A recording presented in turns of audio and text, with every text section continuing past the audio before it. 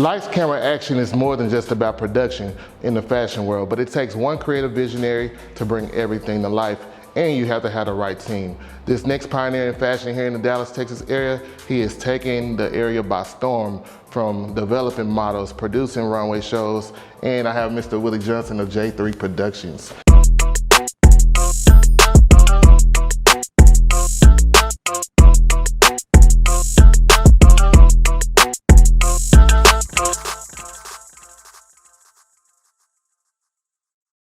How you doing? I'm doing good. How are you today? I'm good. I'm happy to be going behind the brand with you, learning about your story, your success, and where you are right now in life. Okay.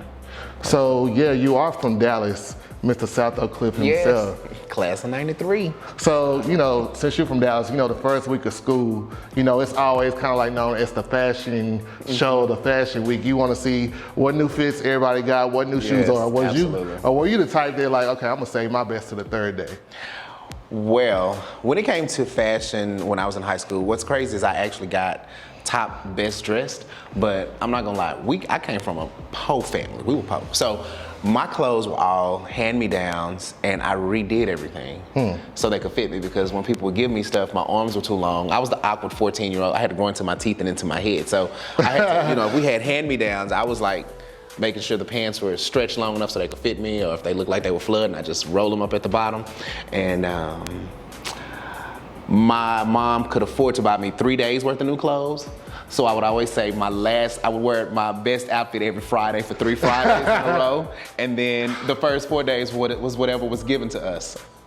Hey, That's how you do it's it. all about making it work. Absolutely. But you know, nowadays, thrifting is a new trend. Absolutely. So it's like, you know, it is the luxury hand-me-down what makes people stand out. And you being a stylist and a brand developer, you have to have a creative vision again to make it all come together. Yeah. Now, you've worked with so many faces, developed so many brands, and you know, the individual brands of a person in the industry. What is the unique thing about it that makes it great for you? The unique thing about it that makes it great for me is I like to see my finished product. Every time I meet someone, especially if it's a model I'm developing, I always see the end of that person. And I love taking, my mission statement is taking the diamond in the rough and making he or she shine, outside of Matthew 5:16. So what I like to do is I always take the underdog, the person that was overlooked, and I create a person that becomes overbooked. So that is the part of it that I love to see, is when they say, no one was working with me until you developed me and I guess put me together. So that's what I like. So would you consider yourself like a mentor and beyond? Because you know, mentors, they always try to find, like you say, the diamond in the rough, the people that's overlooked now going to overbooked.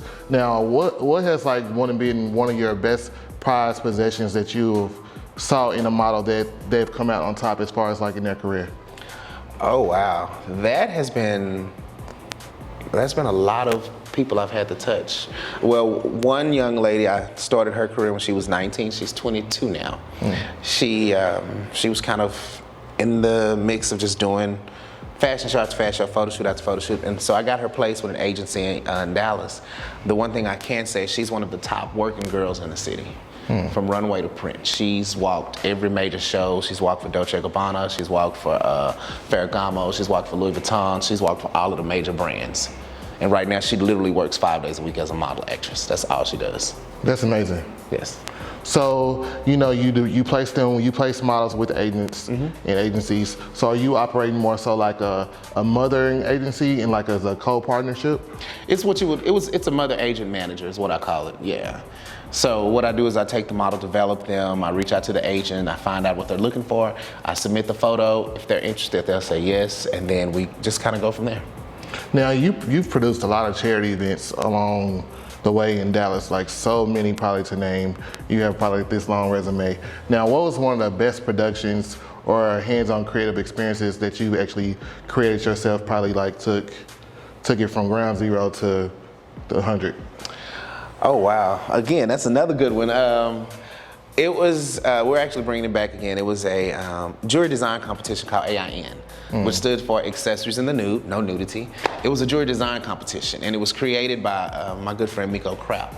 and I was the person that helped come up with, we would do this huge jewelry design competition like Project Runway, but for jewelry designers. But we would have an announcement runway show. So that was kind of like my baby. I would take the show, come up with the designers, she would get the venue and we just build it out. So that was one of my most fun things that I could say that I built myself. Now, you're a very bold person. Yes. In personality and in your work structure and in your work ethic. What is it that you feel that has made that come to pass and just stick with it over the years? What made it come to pass was when I first started, I started in the business being behind the camera in 1998. Wow. And I was young, I knew what I wanted to do. And sometimes when you're young in this business, and I will admit, I am African American. We have to set a standard for ourselves. And so the one standard I set for myself was, I was not gonna take no for an answer. I wasn't gonna even take no from myself. And so it made me become bold because I knew what I wanted. You have to know what you want, you have to go after it. And sometimes you have to break certain stereotypical norms that they think of you. Oh, he's gonna be late. Oh, his show is gonna be this. Oh, it's not gonna be this. Oh, he's not gonna get that type of designer. So if you stand and you have a lackadaisical presence about yourself and you don't take things serious and you don't move a certain way, then you will become that stereotypical norm. So I decided, why I'm so bold is because first of all, I'm not gonna let a person run over me, and I've been called certain, I'm a friendly person, but I run a very, very, my ship is tight. They know I have a look that's like, okay, so this is what we're doing right now. This is not what I asked y'all to do. And that means, okay, we gotta change all this up. So that's pretty much what it came from, being young in the business. A couple of times I was taken advantage of and disrespected. And then one day, the last form of the disrespect I tolerated, I just sat on the side of this building where the person totally disrespected me, and I just looked up and I just said, okay, never again, never again. New standard said, I don't care if you don't like me, I don't care if you don't want to work with me, you're gonna respect me, and you're gonna respect my work ethic. And even if you have to work with me, when I'm done working with you, you won't do it without me.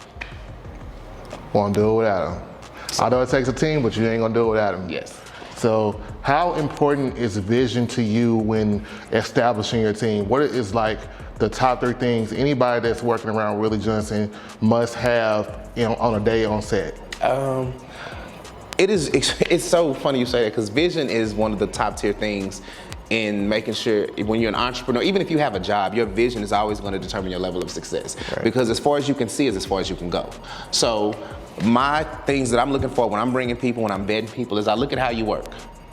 I look at the kind of person that you are. I look at personality, the work ethic. I also want to make sure that you are an approachable person. I also want to make sure that, in this business, you can't gauge people sometimes you first meet them.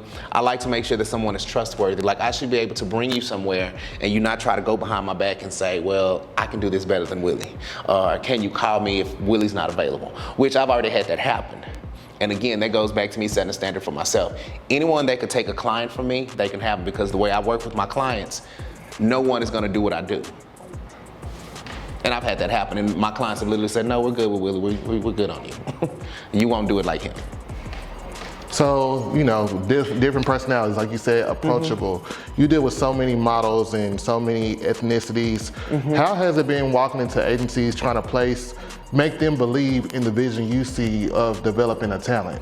Nowadays, being natural is more accepted in the fashion world with your, melanin skin, natural hair, and just different unique facial features. It's accepted before, but nowadays it's more present. Yeah. So how is it trying to sell a product, that person, to agencies? Well, it can be kind of a double-edged sword. But I do tell people that want to do what I do, make sure you know the client or the people that you're trying to get your model submitted to. And then also make sure that they have adequate packaging.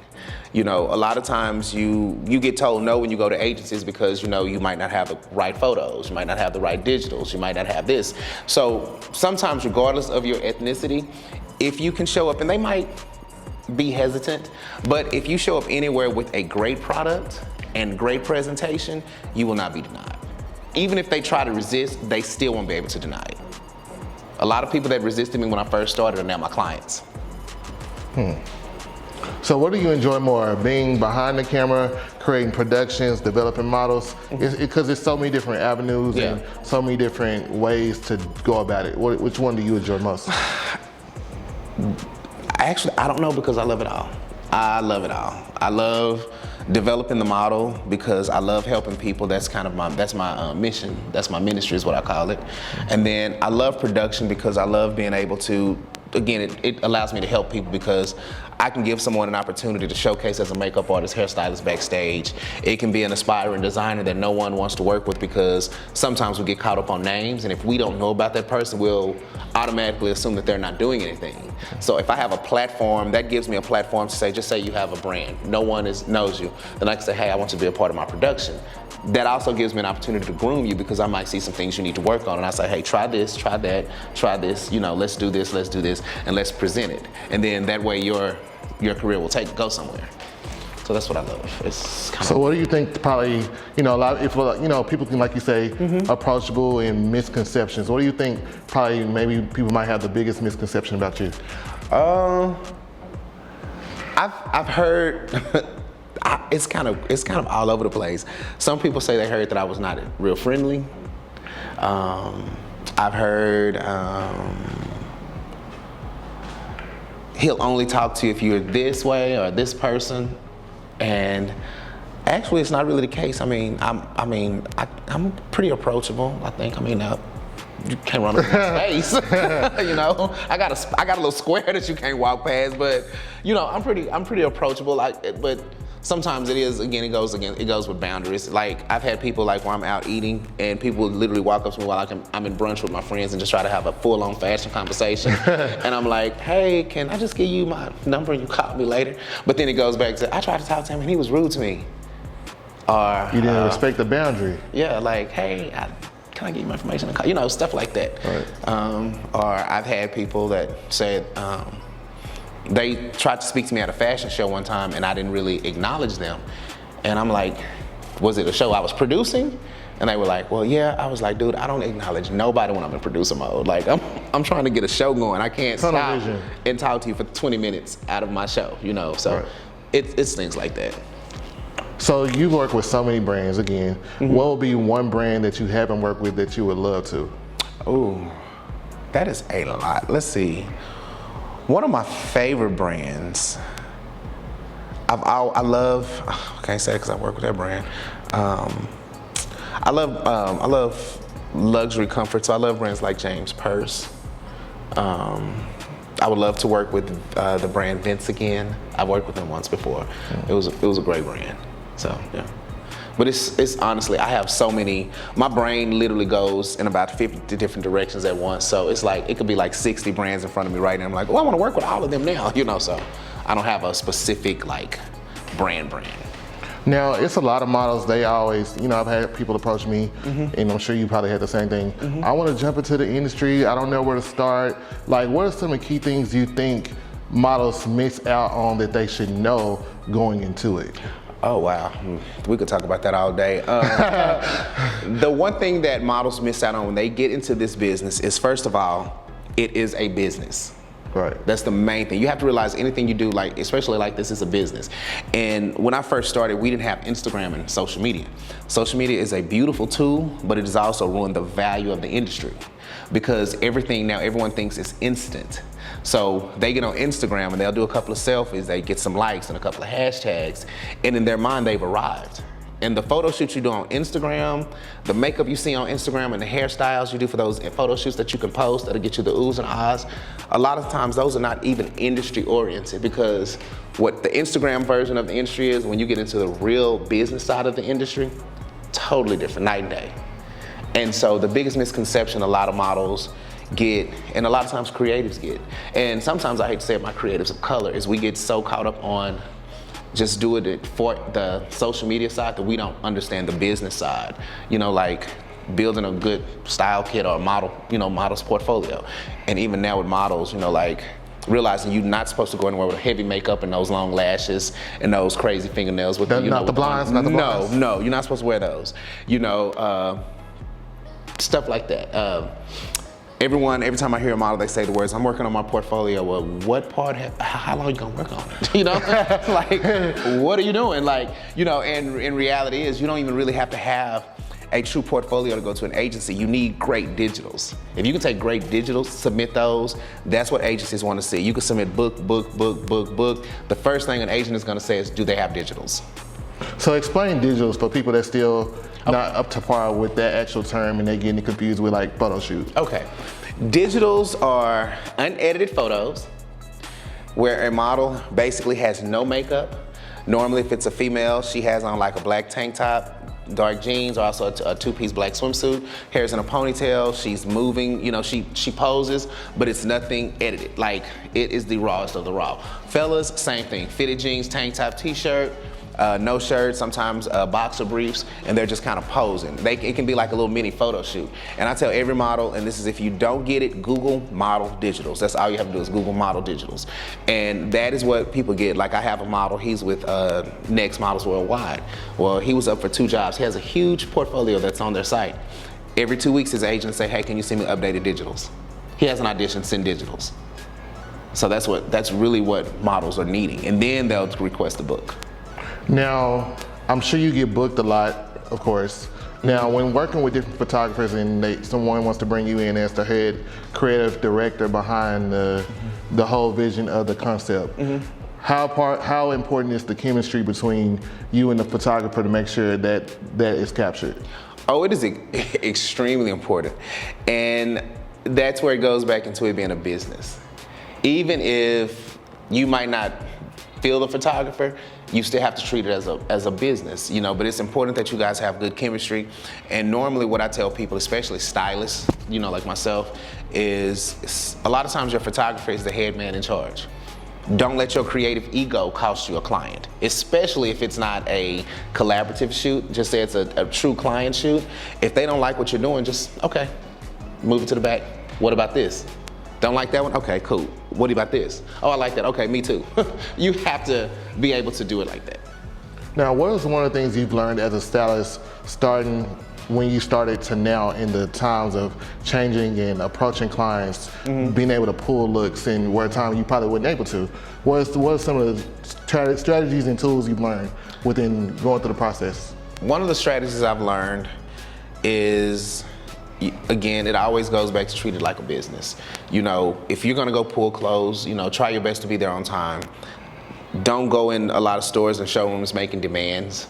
Like a lot of stylists get besides themselves. They don't realize that, you know, you're only who you are based on what you have access to. So if a store owner or designer is not feeling you because you go in with this attitude, then chances are you're not gonna be a stylist. I use the term celebrity stylist loosely because so many people say that.